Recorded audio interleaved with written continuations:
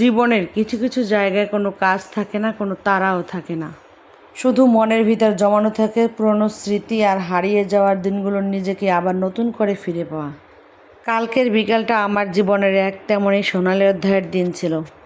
ফিরে গিয়েছিলাম আমার আবেগের চাদরে জড়ানো প্রিয় প্রাঙ্গণে। আর আমার সেই প্রিয় প্রাঙ্গণ হচ্ছে গোপালগঞ্জ সরকারি বঙ্গবন্ধু কলেজ, যেখানে আমার দীর্ঘ 5 বছর সময় ধরে কেটেছে এইখানে। এখানকার প্রতিটি ধূলিকণায় মিশে আছে আমার অদ্ভুত মায়া। জীবনের সবচেয়ে বসন্তের দিনগুলো এখানে বিলিয়ে দিয়েছি। যে ক্যাম্পাসে প্রতিটি ইট পাথর আর ধূলিকণার সাথে মিশে আছে আমার অনার্স মাস্টারের না বলা হাজারো গল্প। কলেজের চেনা প্রবেশদ্বার দিয়ে যখন ভিতরে পা রাখলাম, তখন বুকের ভিতর কেমন যেন একটা মোচড় দিয়ে উঠল। মনে হলো এই তো সেদিন চঞ্চল পায়ে বান্ধবীদের নিয়ে এই চত্বরে হেঁটে বেড়াতাম। তবে আজ কেউই নেই, আজ শুধু আমি একা আর বান্ধবীরা যে জায়গার মতো আছে, শুধু স্মৃতিগুলো পড়ে। আর ভবনগুলো ঠিক সেই জায়গায় যার যার মতো দাঁড়িয়ে আছে। তবে এই যে 10তলা ভবনটা দেখতে পাচ্ছি, এই ভবনটা নতুন হয়েছে। আমি যখন এখানে পড়তাম তখন এই ভবনটা কিন্তু ছিল না। আর এই দিকে দেখেন, আজকে কিন্তু বন্ধের দিন ছিল, তারপরও কিন্তু এই যে কতগুলো যুবক ছেলেদল কিন্তু ফুটবল খেলতেছিল। অসম্ভব সুন্দর বঙ্গবন্ধু কলেজটার ভিতরে ঢুকলেই কিন্তু একেবারেই মনটা শান্ত হয়ে যায়। একটা সময় বান্ধবীদের নিয়ে ঝালমুড়ি খেতাম, চানাচুর মাখা খেতাম এই জায়গাটায়। তো এখন সবই স্মৃতি। যে জায়গার মতো সংসার করছে, কেউ বড় বড় চাকরি করছে। কত বছর পর এইখানে আবার পা রাখলাম। মাস্টার্স পরীক্ষা দিয়ে আর কখনোই এইখানে ঢোকা হয়নি। জানেন কি, মাস্টার্স পরীক্ষার সার্টিফিকেটটাও আমি এখন পর্যন্ত তুলিনি। সংসার জীবনে ঢুকে সব কিছুর সাথে ব্যস্ত হয়ে পড়েছি।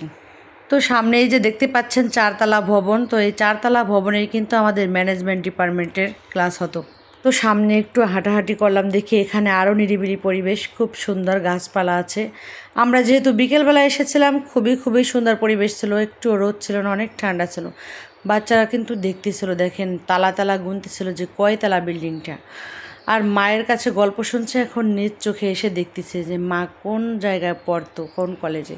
এখানে দেখতে পাচ্ছি কলেজের একটা বাস পার্কিং করা আছে, তার পাশেই রয়েছে এই যে মহিলা হোস্টেল। তো একটা সময় এখানে আমার যাতায়াত ছিল, যেহেতু বান্ধবীরা পড়তো ওদের সাথে এখানে আসতাম, প্রায় আনাগোনা ছিল।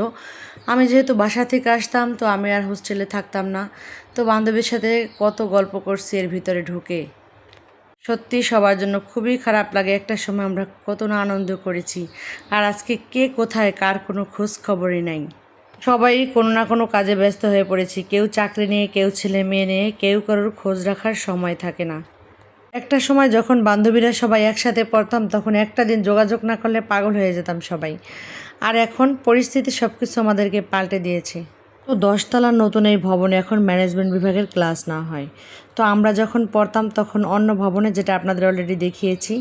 আর এখানে বাংলা, তারপরে হচ্ছে উদ্ভিদ বিজ্ঞান, ইসলামের ইতিহাস, তো এগুলোর নেওয়া হয় ক্লাস, যা একটা সময় এই পুরানো ভবনটাতে ছিল। তো এটা এখন এই শুধু স্মৃতি। সবচেয়ে মায়া লাগে আমার এই ভবনটার সামনে আসলে। তো এই যে দেখতেই পাচ্ছেন আমাদের জাতির পিতা বঙ্গবন্ধু শেখ মুজিবুর রহমানের একটা ভাস্কর্য। তো এই যে সিঁড়িগুলো আছে, এখানেও কিন্তু বান্ধবীদের নিয়ে অসংখ্য স্মৃতি আছে। আর এই যে এই ভবনটার সামনে চলে আসলাম, যেটার সময় আমার একটা সময় শুক্রবার ছাড়া প্রতিদিনই যাতায়াত ছিল।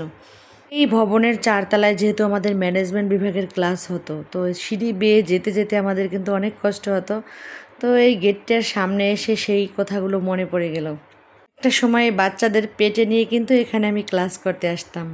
আর আজকে এখন আমি ওদেরকে নিয়ে ঘুরতেছি হেঁটে হেঁটে। তো আমার বাচ্চারা আমার মুখে শুধু শুনেছে গল্প যে আমি কলেজে পড়তাম। তো মা কোন কলেজে পড়তো সেটা কিন্তু বাচ্চারা জানতো না। তো আজকে আমার বাচ্চাদেরকে পরিচয় করে দিলাম, সাথে আমার দর্শক বন্ধুদেরকেও দেখালাম যে বঙ্গবন্ধু কলেজটার ভিতরটা কেমন, পরিবেশ কেমন। তো আমাদের বঙ্গবন্ধু কলেজটা আপনাদের কাছে কেমন লেগেছে বলেন তো।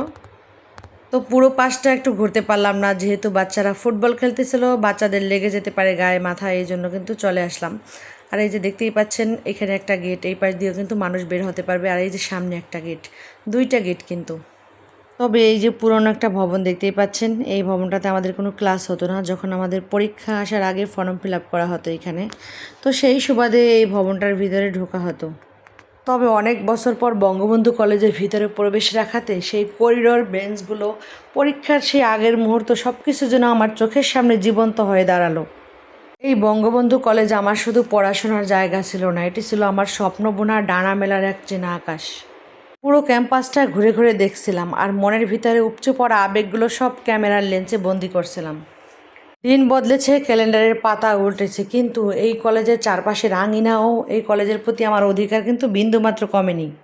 তো আমার বাচ্চাদেরকে আমি এখন গর্ব করে বলতে পারি যে এই কলেজে আমি পড়েছি। তো এই কলেজের প্রতি আমার মায়া, আবেগ, অধিকার সবটাই আছে। অনেক বছর পরে আসলেও এখানটার প্রতি যে মায়া আর যে একটা অধিকার, তো সেই অধিকার আর মায়ার বলেই কিন্তু এখানে আমি এসেছি আজকে। যদিও একটা সময় এই গাছতলায় আমি আমার বান্ধবীদেরকে নিয়ে বসতাম, তো সেই সময়টা আজকে কাটিয়েছি আমার বাচ্চাদেরকে নিয়ে। তো বাচ্চাদেরকে নিয়েও খুবই ভালো লেগেছে আজকের মুহূর্তটা। বঙ্গবন্ধু কলেজে ফেলে আসা অনার্স মাস্টারের 5টা বছরের সোনালি দিনগুলো আমার জীবনের ডায়েরিতে সবচেয়ে সুন্দর ও উজ্জ্বল অক্ষরে লেখা থাকবে সারা জীবন। বাচ্চাদের নিয়ে ঘোরাঘুরি করে খুব সুন্দর সময় কেটেছে আমার বিকালটা। তো সবাই ভালো থাকবেন, সুস্থ থাকবেন। আজকে এখানে বিদায় নিচ্ছি। আল্লাহ হাফেজ সবাইকে। আসসালামু আলাইকুম।